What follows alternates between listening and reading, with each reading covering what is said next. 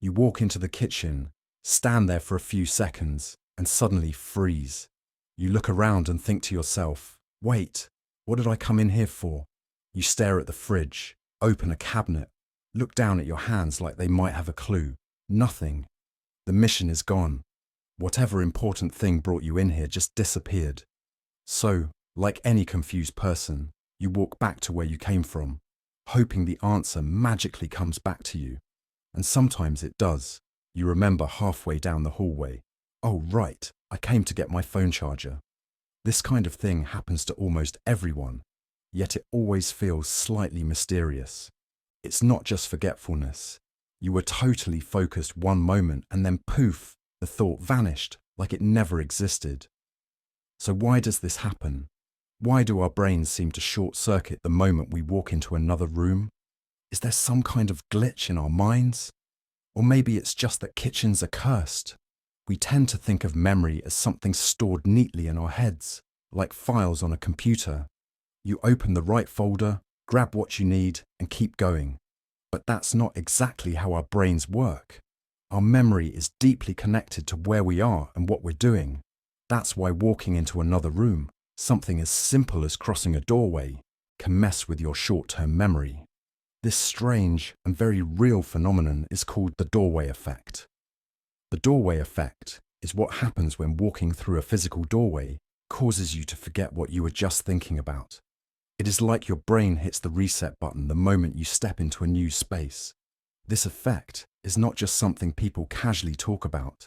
It has actually been studied by scientists, and yes, it is a real thing. Our brains are constantly processing the world around us. When we enter a new room, the environment changes.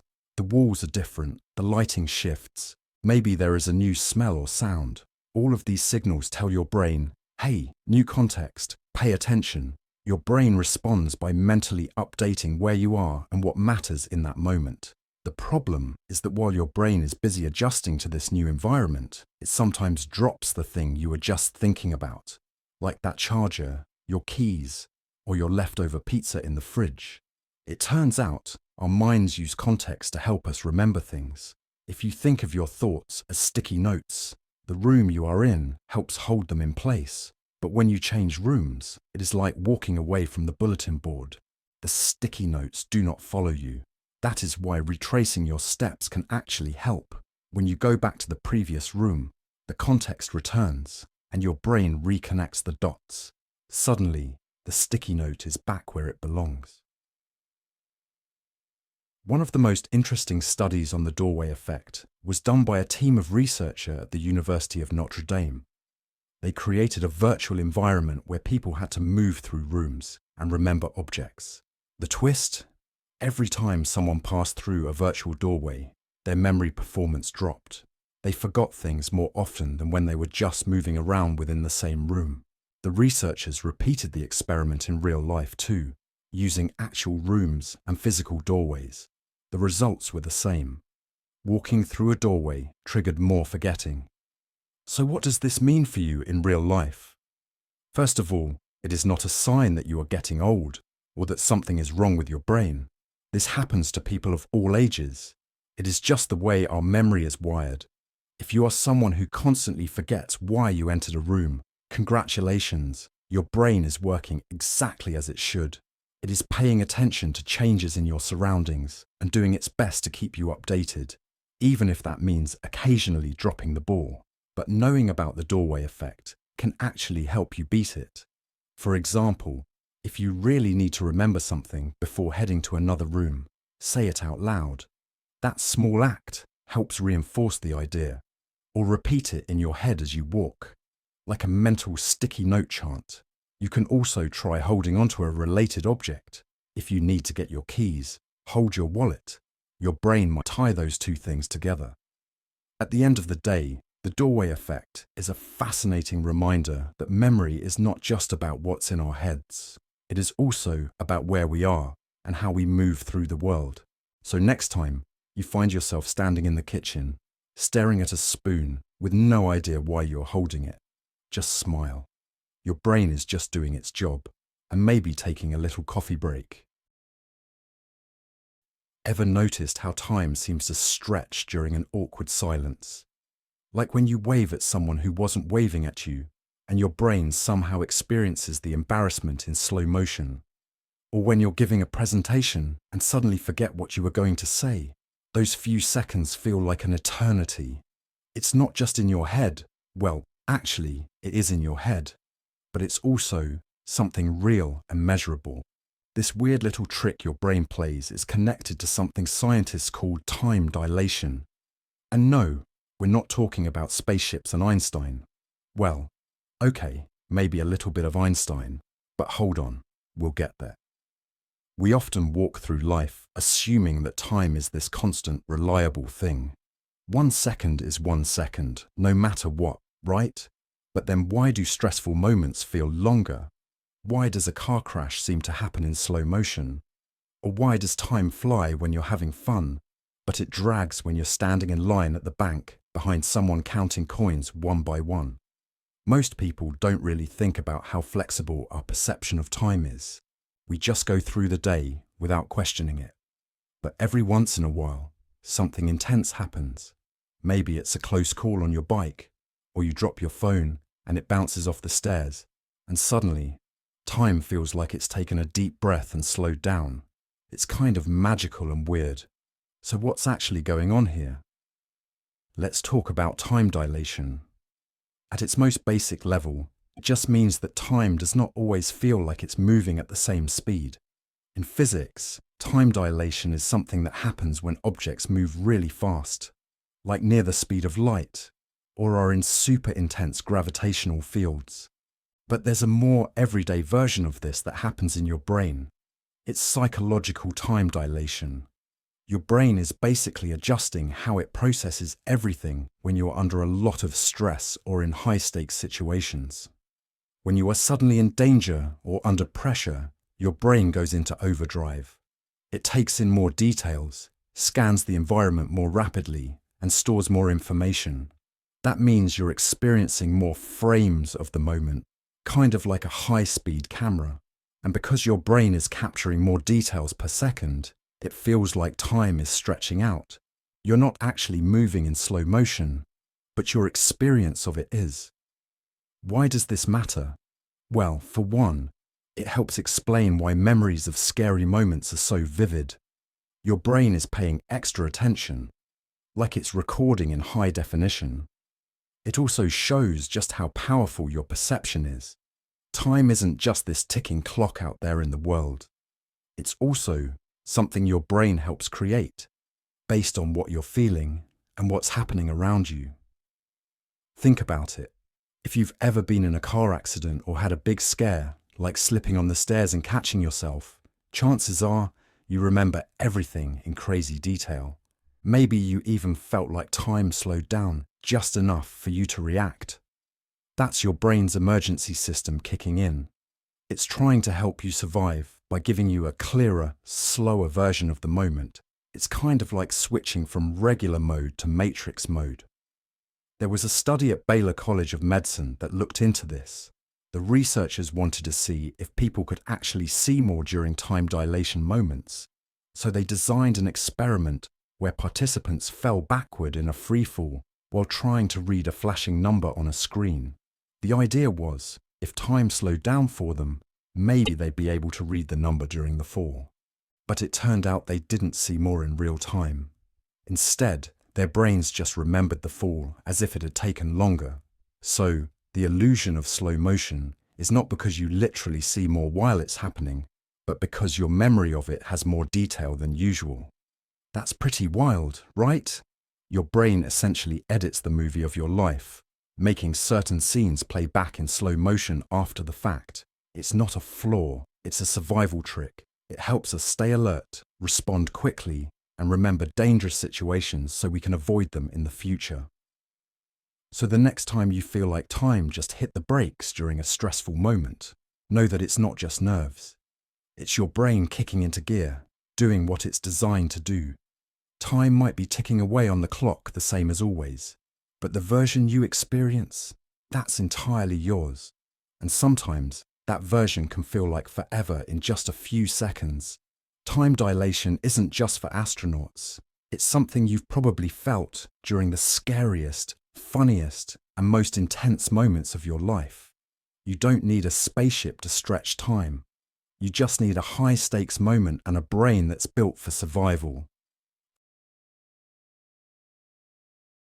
Have you ever learned a new word, and suddenly that word seems to pop up everywhere? Like you hear it on the radio, then you see it in a YouTube comment, and then your friend randomly says it later that day. Or maybe you just bought a new pair of shoes, and now it feels like everyone is wearing the exact same pair. You start to wonder, was the universe always like this, and I just didn't notice? Or did everyone suddenly copy me overnight? This kind of thing can be a little eerie. It might feel like the world is in on some inside joke that you just discovered. And naturally, you start asking, why is this happening? Most of us chalk it up to coincidence. Some people might think it is a sign from the universe. Others just think it is their brain playing tricks. But whatever explanation we come up with, this experience is more common than you might think. And once you start noticing it, well, you will notice it a lot. Here is the funny part. Most people experience this, but very few people actually know what it is called, or that it even has a name, and even fewer people understand what is actually going on behind the scenes. We usually just shrug and move on, thinking it was weird, but harmless. But there is actually a really cool psychological reason for this strange pattern, and understanding it can tell us a lot about how our brains work, how we form memories, and even how we perceive reality. So here is the big reveal. This mental quirk has a name. It is called the Baader-Meinhof phenomenon. Now I know that sounds like something out of a spy movie, but stay with me here. Despite the dramatic name, it has nothing to do with secret agents or political groups. It is actually a fascinating example of how our brains filter information. The Baader-Meinhof phenomenon is what happens when you learn something new and then suddenly start noticing it everywhere. It is like your brain has turned on a spotlight, and now it is highlighting that thing over and over again. But in reality, the thing was probably always there. You just were not paying attention to it before. Now that it has been added to your mental radar, it stands out more easily. This happens because of how our brains prioritize information. There is way too much going on around us at any given time, and we simply cannot process all of it. So our brains take shortcuts. They focus on what seems relevant, based on what we have recently seen, heard, or thought about. Once a topic or idea becomes relevant, your brain starts flagging it more often. That is why you start noticing it in random places. The effect can be especially strong when something surprises you, or when it feels meaningful. That emotional impact makes your brain treat it like it is important. From that point on, it is on the lookout. And once you are aware of something, your brain is more likely to notice it again. That is called selective attention. It is not that the world changed. It is just that you became more aware. Here is where things get even more interesting. This phenomenon shows up in a lot of areas of life. It can affect your shopping habits, how you interpret conversations, what news stories you pay attention to, and even your sense of coincidence. Have you ever thought about a person you have not talked to in years, and then they suddenly message you the next day? That might feel supernatural, but it could also be a case of your brain connecting patterns that feel more important now that you are paying attention. There is a great story behind how this phenomenon got its name. Back in the 1990s, someone was talking about the German political group known as the Baader-Meinhof group. It was an intense and serious topic, but the very next day, that same person heard about the group again from a totally unrelated source. It felt like such a strange coincidence that they decided to give that experience a name. And ever since then, the term Baader-Meinhof phenomenon stuck. Scientists also call it frequency illusion, which is basically the same idea, just a little more academic sounding.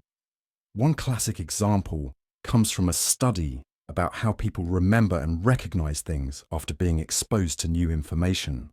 Researchers found that when people were told about a rare disease or a newly discovered word, they began reporting it more frequently in their surroundings afterward, not because it actually became more common, but because people were now noticing it more.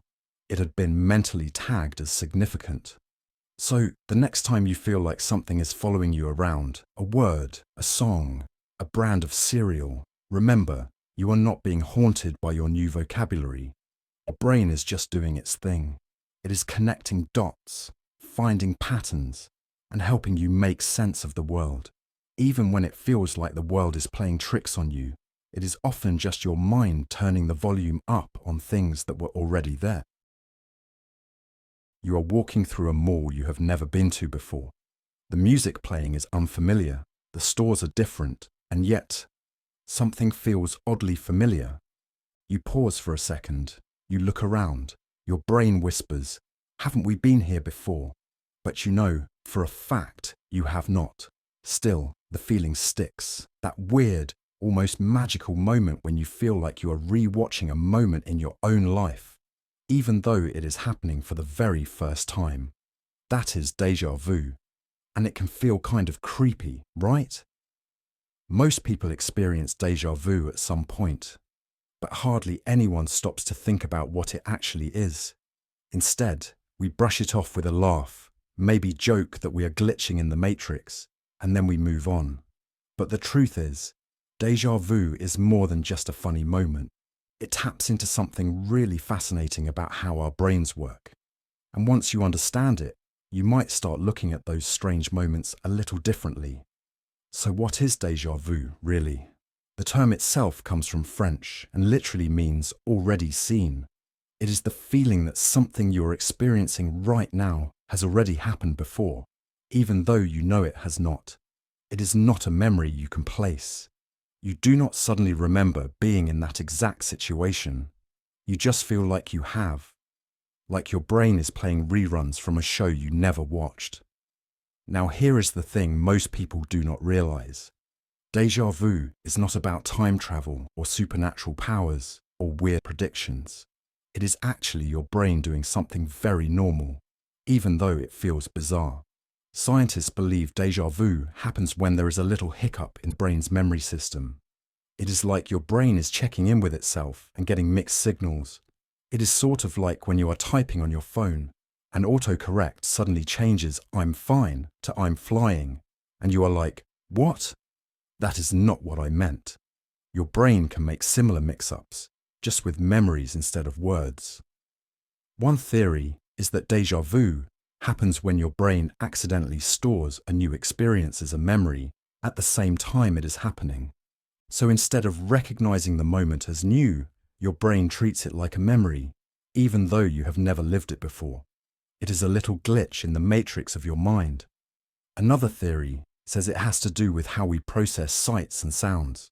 If your brain processes one part of an experience just a tiny bit faster than the other, it might feel like the moment is repeating itself.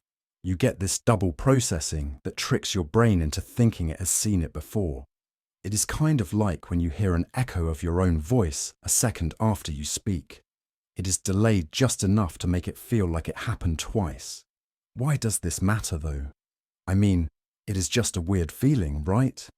Well, déjà vu is actually a little window into how our memory works, and sometimes how it does not. For most people, it is completely harmless, but in some rare cases, frequent déjà vu can be linked to certain types of epilepsy or other neurological conditions. It can also tell us something about the way our brains organize time and familiarity. Understanding déjà vu helps researchers learn more about how we distinguish between what is real, what is remembered, and what is imagined. Here is a cool story. In the early 2000s, scientists studied a man who had constant déjà vu, not just once in a while, constant. He was a retired teacher, and he said everything felt like it was repeating all the time. He would not watch TV or read the news because he felt like he had already seen or read it all. It turns out he had a condition called chronic déjà vu. His brain kept misfiring memory signals, making everything feel overly familiar. It showed just how powerful this little brain glitch can be when it does not go away. But for most of us, déjà vu is just a quirky reminder that the brain is not a perfect machine. It is a reminder that memory is not a video recording, but something our minds constantly piece together. So the next time you walk into a room and feel like you have been there before, just smile and remember, your brain is doing its best, even if it gets a little confused sometimes. And hey, at least now you know you are not stuck in the matrix. Probably. Have you ever stared at something for so long that when you finally looked away, the world just felt off? Like when you look at a bright light and then close your eyes, and you still see that glowing blob floating around. Or when you stare at a checkerboard floor for too long and suddenly your brain starts playing tricks on you, making the tiles seem to move or shift in color. Your eyes are open, but what you're seeing is not exactly real. It feels like reality got a tiny software update that no one asked for. Now, most of us trust our eyes way too much. We think that what we see is what is actually out there. But vision is not just about your eyes. It is also about your brain. And your brain is not always the most reliable narrator. In fact, it can be fooled. Sometimes for a few seconds, sometimes for a few minutes, and in some cases, for days, or even longer. This is where things get really interesting, because there is a strange, mind-bending effect that proves just how much your brain can be tricked by a simple image. It is called the McCollough Effect, and it is one of those optical illusions that does not just trick you in the moment. It sticks with you, like a catchy song you cannot get out of your head, except this one changes how you see the world around you, literally. So, what exactly is the McCollough Effect? Alright, let us keep it simple. Imagine looking at a pattern of black and white stripes for a while. Now imagine those same stripes, but with a color added to them. Let us say green vertical stripes and red horizontal stripes. You stare at those images back and forth for just a few minutes. After that, you go back to looking at plain black and white stripes, but now something weird happens. The black and white vertical stripes look pinkish, and the horizontal stripes, they look greenish. Even though there is no color in them at all, your brain just decides to color them in for you. Thanks, brain. And it does not just go away after a few seconds. That effect can last for hours, sometimes days, in some rare cases, even months, all from just a couple minutes of staring. You did not press anything. You did not install a filter, but your brain is now running a new visual setting without asking you first. Why does this matter? Well, it shows something kind of huge. It shows that perception is not fixed. What we see is not always the truth.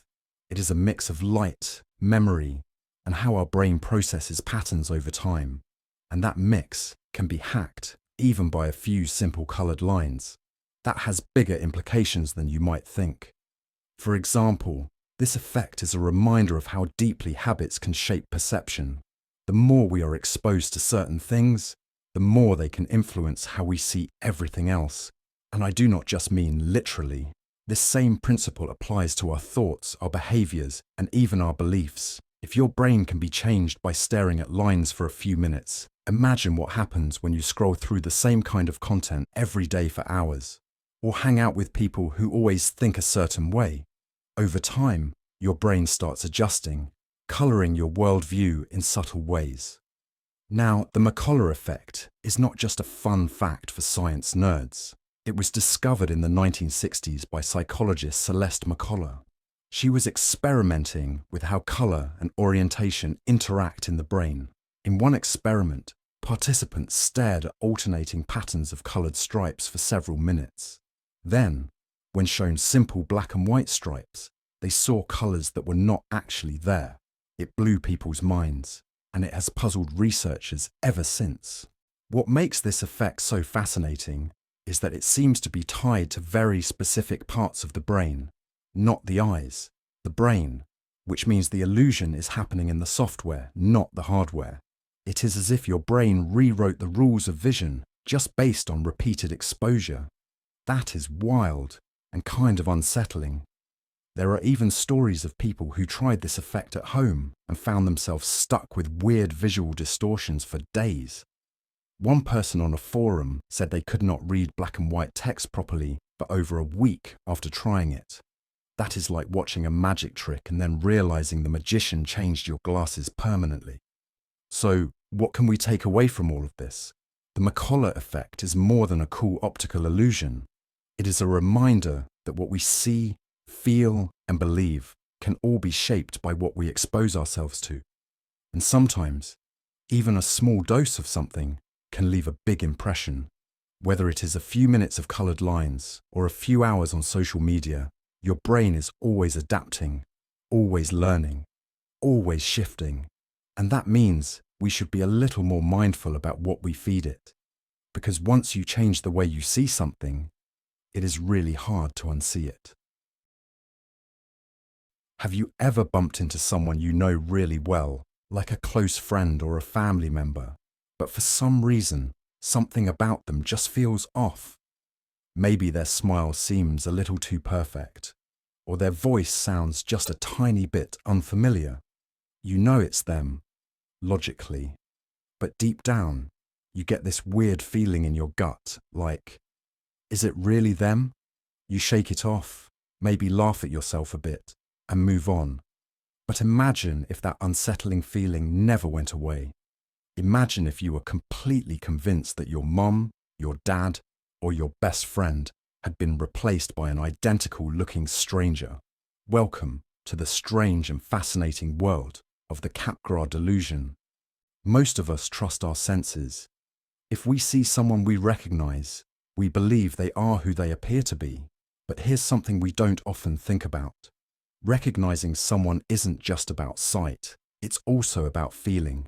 The emotional response you get when you see someone familiar plays a huge role in how you know it's really them. It is not just about matching a face to a memory, it is about how that face makes you feel. And for most people, that emotional recognition happens so fast and so naturally that we never even notice it until it goes missing. This brings us to the Capgras Delusion.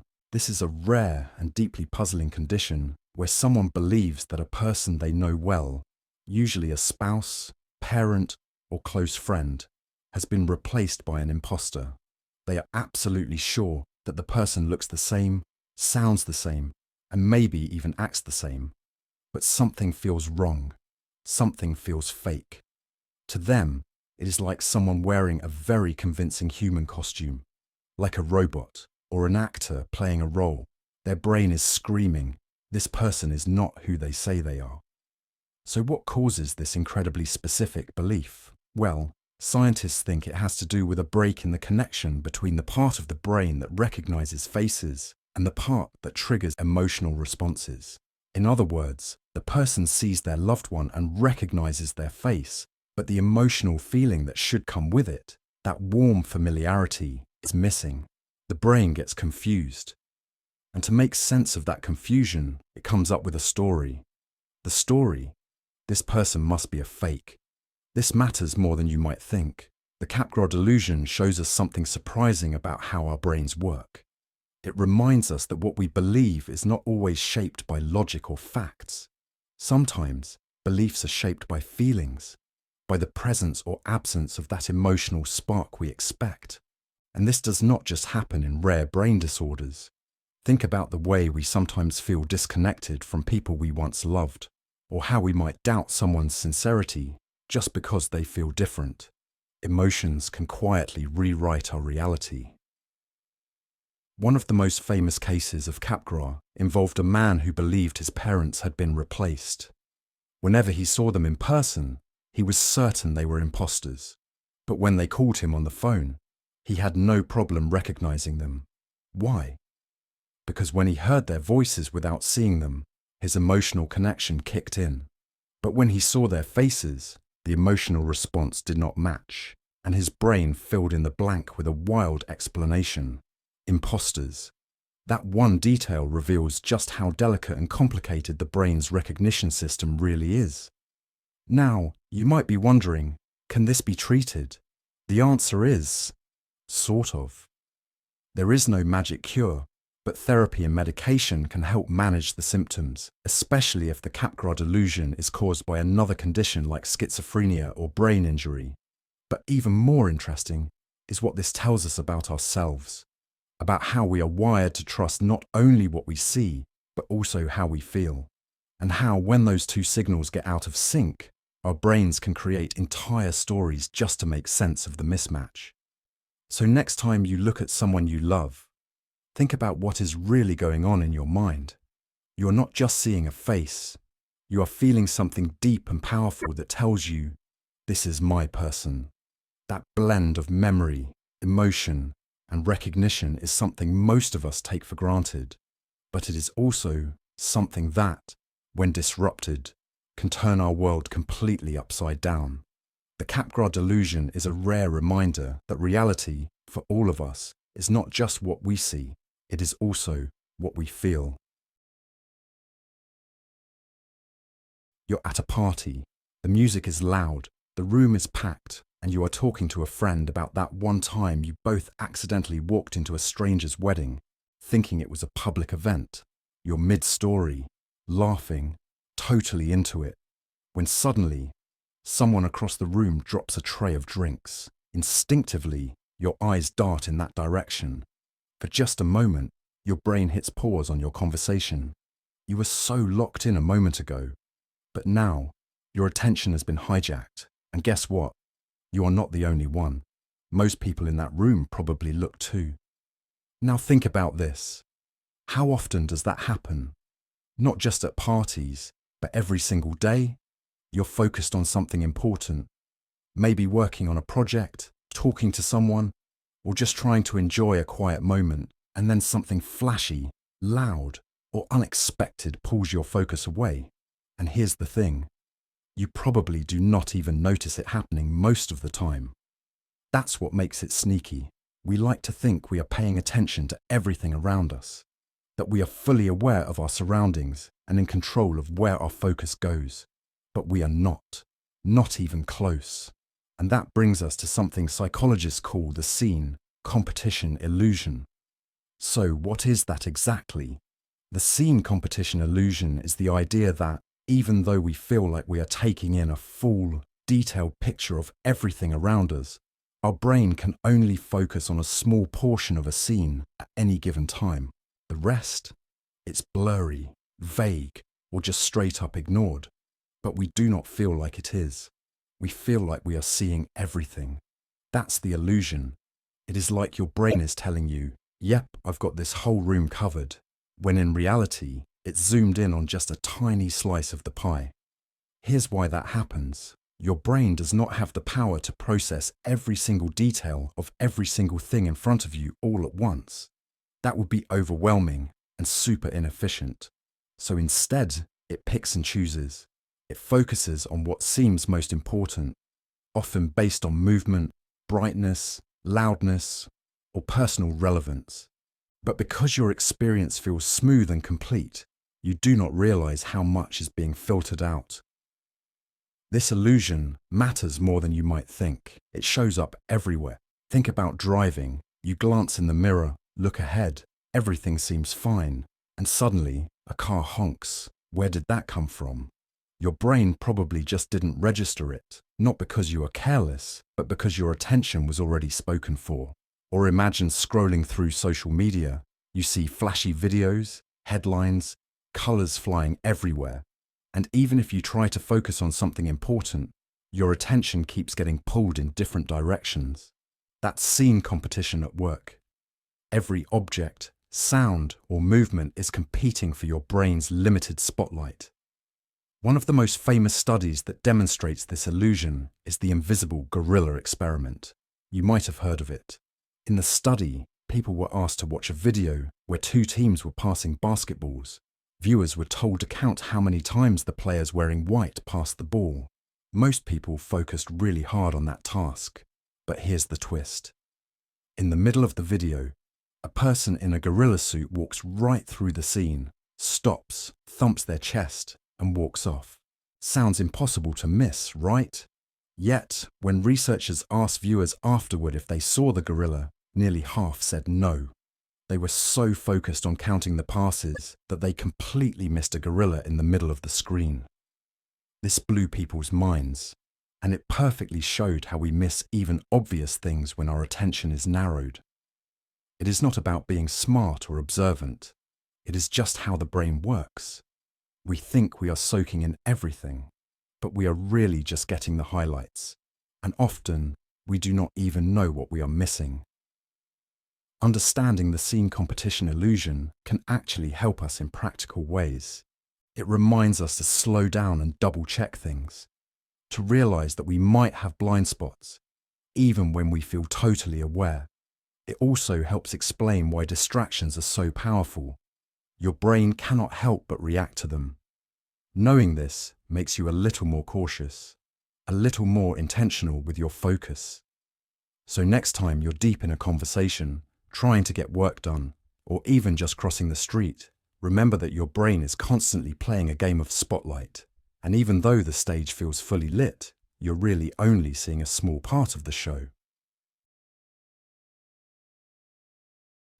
You're in the middle of a conversation, having a great time, when suddenly someone asks, "Hey, what's the name of that actor from that movie about dreams within dreams?" Your eyes widen. You gesture with your hands. You even make the face the actor makes in the movie. You know who they are. You can almost hear the name in your head. It's right there. But for some reason, it just won't come out. And then, 3 hours later, when you're brushing your teeth or taking a shower, boom, it hits you. "Leonardo DiCaprio!" You shout it out like you just discovered a new planet. That, right there, is a classic case of what scientists call the tip of the tongue phenomenon. It happens to everyone. You feel the answer bubbling up, so close that you're convinced it's about to burst out. But instead, it just sits there, teasing you. You might remember the first letter. You might even remember how many syllables it has. But the actual word, nowhere to be found. What makes it so annoying is that it feels like the memory is just within reach, like trying to grab a balloon that keeps slipping away. What's weird is how much this bugs us. We don't like forgetting stuff, especially not in front of other people. It can feel frustrating, embarrassing, and even a little scary. And the more we try to force it, the harder it gets. Like trying to fall asleep, the more you try, the more it refuses to happen. That feeling of almost remembering, but not quite, is surprisingly common. Yet most of us have no idea what's really going on in our brain when it happens. So, what is the tip of the tongue phenomenon, really? In simple terms, it's a temporary failure in memory retrieval. That means your brain knows the information. It's stored somewhere up there, but the pathway to access it is a little jammed. Think of your brain like a library. The book you want is on the shelf. You even remember the cover and which section it's in. But when you reach for it, the book is missing. Later, once you're not even thinking about it, someone comes by and says, "Oh, you mean this one?" and hands it to you. That delay is what makes this phenomenon so strange. Our brains are actually really good at storing information, but they are not perfect at retrieving it, especially when we are under pressure, distracted, or trying too hard. The tip of the tongue feeling is your brain's way of saying, "Hang on, I do have the answer, I just need a second." Sometimes that second turns into minutes or even hours, but it's not because you are forgetting, it's because your brain's search engine is still buffering. And here's the interesting part. This experience is not just random. It usually happens with things like names, rare words, or unfamiliar terms. That's because names and specific vocabulary are stored differently from general facts. They rely on more fragile memory links. So when those links get weak, the word doesn't come easily, but the feeling that you know it still lingers. Now, why does this matter? Why should we care about something as simple as forgetting a word now and then? Because it tells us something important about how memory works. It shows that remembering is not just about storing information, but also about retrieving it efficiently. Understanding this can help us be more patient with ourselves and others. It can reduce the anxiety we feel when we blank out. And it also shows that forgetting does not mean we are losing our minds. In fact, the tip of the tongue effect is a sign that your brain is actually working properly. You've just temporarily lost access to the exact word you want. There was a famous study done by psychologists Roger Brown and David McNeil in the 1960s. They asked people to recall uncommon English words based on definitions. For example, what do you call the instrument used to measure atmospheric pressure? People would say things like, I know this. It starts with a B. I think it has 2 syllables.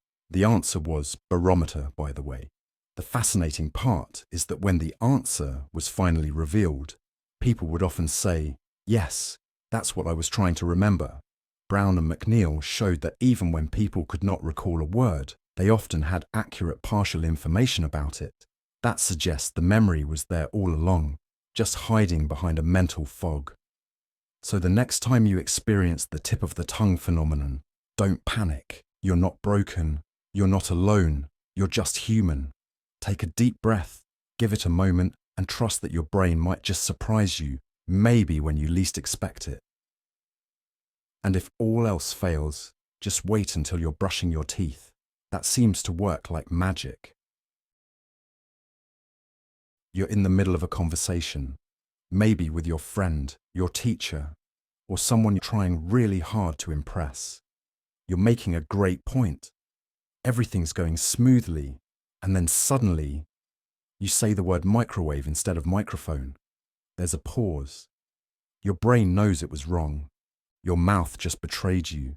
You laugh it off. Your friend laughs with you. But deep inside, you're wondering, what just happened? We've all been there. You're talking, thinking clearly, not even tired, and somehow your brain slips up and swaps one word for another. It might be something silly like calling your dog by your sibling's name, or saying banana when you meant remote. Most of the time it's harmless, maybe even funny, but sometimes it makes you feel a little worried, like your brain hit a bump in the road. The strange thing is, this happens to almost everyone. Smart people, tired people, young people, older folks, people giving live speeches, even news anchors on national television. And yet, when it happens to us, we feel like we're the only ones who can't talk properly. We feel embarrassed, like maybe we're not paying attention, or worse, something's wrong with our memory. But in reality, this is something our brains do naturally. It's just one of those little quirks of being human. What you just experienced is something called a speech error, but more specifically, it's a kind of brain glitch known as a malapropism, or a slip of the tongue. These happen when your brain grabs the wrong word from the shelf while you're forming a sentence. Imagine your brain is a giant library full of words. Most of the time, it pulls out the right one without you even thinking. But sometimes, it grabs a word that sounds similar, is shaped similarly in your mouth, or is linked somehow in meaning. And by the time you hear it come out of your mouth, it's already too late. So why does this matter? Why does your brain do this, even when you know what you meant to say? Well, your brain is working incredibly hard in the background to string your thoughts into sentences. It's grabbing the right words, lining them up, choosing the correct grammar, and sending instructions to your mouth, all in a fraction of a second. It's like trying to juggle flaming swords while solving a puzzle at the same time. Sometimes, a piece slips through the cracks. And because your brain stores similar words close together, like microwave and microphone, it sometimes accidentally grabs the neighbor instead of the original. This tiny glitch tells us a lot about how our minds work. It shows that language is not just a list of memorized words. It's a dynamic process that involves connections, patterns, and quick decisions. And when those connections get crossed or confused, even for just a moment, it can lead to some hilariously awkward results. One famous example of this happened with President George W. Bush. He once said, "They misunderestimated me." Now, misunderestimate is not a real word, but it sounded like one, and it sort of made sense. People laughed, and it became a famous quote, but it also shows how even people at the top of their game can trip over their words. It's a reminder that our brains are not perfect machines. They're flexible, creative, and yes, sometimes a little clumsy. In fact, researchers have studied these slips of the tongue for years. Psychologist Victoria Fromkin, one of the pioneers in this field, collected hundreds of speech errors to understand how language is processed in the brain. What she found was that these mistakes were not random. They followed patterns. People tend to swap words of the same type, like nouns with other nouns, or verbs with other verbs. They might mix up words that begin with the same letter or syllable. This tells us that our brains organize and retrieve language in a very systematic way, even when it messes up. So the next time you say something weird like, "pass me the stapler," when you meant spoon, do not panic. It is not a sign that you are broken. It is a sign that your brain is doing its best in a complex system, juggling ideas, sounds, grammar, and memory, all in real time. A little slip here and there, totally normal. You are rushing out the door. You grab your bag, put on your shoes, and just when you are about to leave, you stop. Where are your keys? You just had them. You turn the house upside down. You check the kitchen counter, the couch cushions, even the bathroom sink for some reason. Then, finally, you spot them, sitting right on the table, in the exact spot you've looked 3 times already. How did you not see them before? You feel a little ridiculous, maybe even a bit worried. Is this a sign you're losing it? Actually, no, it is not just you. This happens to almost everyone. Losing things in plain sight is one of those everyday mysteries that makes us question our own brains. You know the item is there. You are staring straight at it. Yet somehow you do not see it. And that can be frustrating, especially when you're in a hurry or already stressed. People often blame forgetfulness, distraction, or even aging. But the real reason is something much sneakier.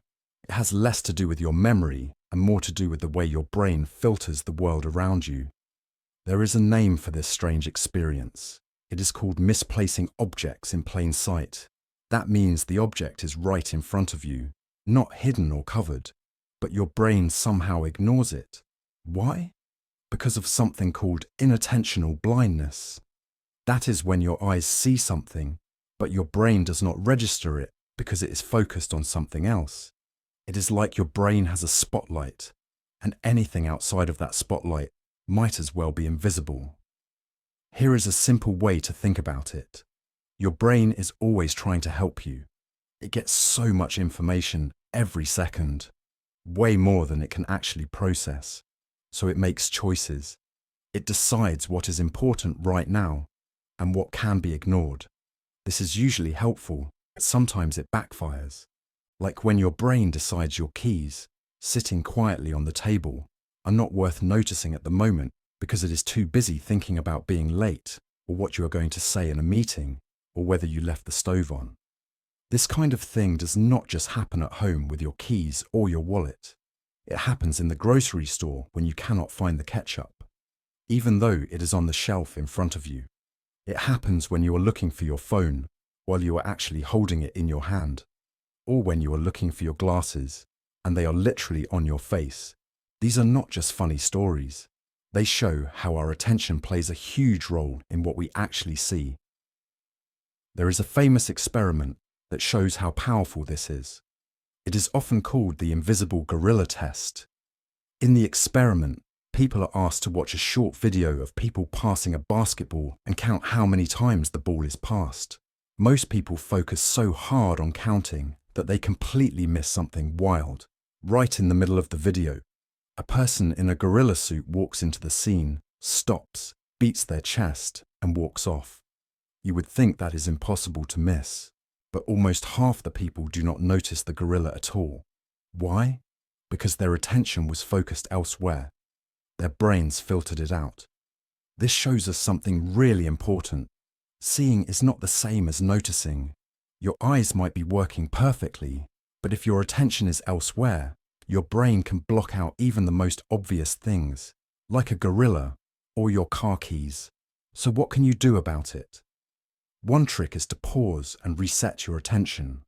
Take a deep breath, and slowly scan the area instead of rushing and getting frustrated. Another is to create designated spots for things you lose often. That way, your brain builds a habit of looking there first. And maybe most importantly, do not be too hard on yourself. Losing something that is sitting right in front of you does not mean you are careless or forgetful. It just means your brain is busy being a brain. Next time you are tearing apart your room, looking for your missing sunglasses, remember this: your brain is not broken. It is just doing what it does best: filtering. And sometimes it filters a little too well. You're reading a text message from your friend and it says, "I'll meet you at the library at 6, but your brain swears it said lab. So you show up at your university's science lab and wonder why no one's there, until you double-check the message and realize your brain completely swapped a word without asking for permission. It is not that you are not paying attention. It is like your brain pulled a prank on you. A tiny, annoying, invisible prankster living in your head. And it does not just happen with messages. You might be reading a book and see the word horse, but your brain says house. Or maybe someone says banana, and for a second you think they said bandana. That weird brain glitch where your mind sneakily substitutes one word for another. That is what we are talking about today. Most people assume that reading is like recording audio with your eyes. You see the words and you understand them exactly as they are written. But in reality, your brain is constantly guessing. It is filling in gaps, predicting what comes next, and sometimes taking wild guesses that go hilariously or frustratingly wrong. You may not even realize it is happening, but it happens to everyone. Yes, even to the best students, teachers, writers, and professionals. No one is safe from the brain's sneaky shortcuts. This brain hiccup is called word substitution in text, and it is a fascinating example of how the mind sometimes tries to be helpful and ends up being a little too confident for its own good. Here is how it works. When you are reading, especially something familiar, your brain does not just read one word at a time. It tries to recognize patterns. It sees a sentence starting a certain way and says, "Oh, I know how this ends," and just fills it in. So when you read something like, "The cat chased the," your brain is probably already whispering mouse before you even see the word. But what if the actual word is toy? If you're reading quickly or distracted, your brain might just swap in the word mouse without you even noticing. That might not sound like a big deal, but word substitutions can change the meaning of a sentence completely. Imagine reading a legal contract, and your brain replaces the word may with must. That is a huge difference. Or reading a medical instruction that says take 1 pill a day, but you read take 2. Yikes! These little errors can create misunderstandings, mistakes, and awkward moments in everything from schoolwork to text messages to job applications. The brain does not mean any harm. It is just trying to be efficient. But sometimes, being too quick on the draw can trip us up. Here is the wild part. Scientists have actually studied this brain behavior. In one famous experiment, researchers showed people sentences with one word swapped out for another that made no sense in the context. And guess what? Many people did not even notice. They just read right past it, as if the word made perfect sense. It is like the brain said, "Nope, that word feels weird. Let me just fix that for you." But instead of fixing it, it replaced the word with one that fit the sentence, but was not actually there. It is like an autocorrect inside your brain that does not ask permission. This kind of glitch happens more often when we are tired, distracted, or reading something familiar. Our brains go on autopilot. They assume they already know what the sentence is about, so they just fill in the blanks. And while that might save time, it also makes us more prone to these silly and sometimes serious mistakes. It is a reminder that reading is not just about the eyes. It is a full brain activity. And sometimes the brain gets a little too clever for its own good. You can probably think of a time when this happened to you. Maybe you misread a sign or thought a message said one thing, only to realize later that it said something completely different. Maybe you confidently answered a test question and later realized you misread a key word. That is word substitution at work.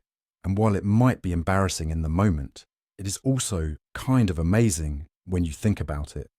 Your brain is trying to speed up your thinking by predicting what you will see. It is like predictive text in your mind. Most of the time, it works great. But when it fails, it can lead to some hilarious or frustrating moments. So the next time you read something and think, wait, did it really say that? Pause for a second, double check, reread. Your brain might be trying to help, but even the smartest brains need a moment to slow down and make sure they got it right. Word substitution might be a glitch, but it is also a peek into how powerful and complex our minds really are. And hey, at least now you know you are not the only one who showed up at the lab instead of the library. Your brain just wanted to keep things interesting. You are halfway to work, or maybe on the bus, or just stepping into a coffee shop, when suddenly, bam, the thought hits you like a surprise test. Wait, did I lock the door? You freeze. Your brain rewinds the morning like an old tape. You remember brushing your teeth, grabbing your bag, saying goodbye to your cat. But that one small action, locking the door, it is like your memory skipped that part entirely.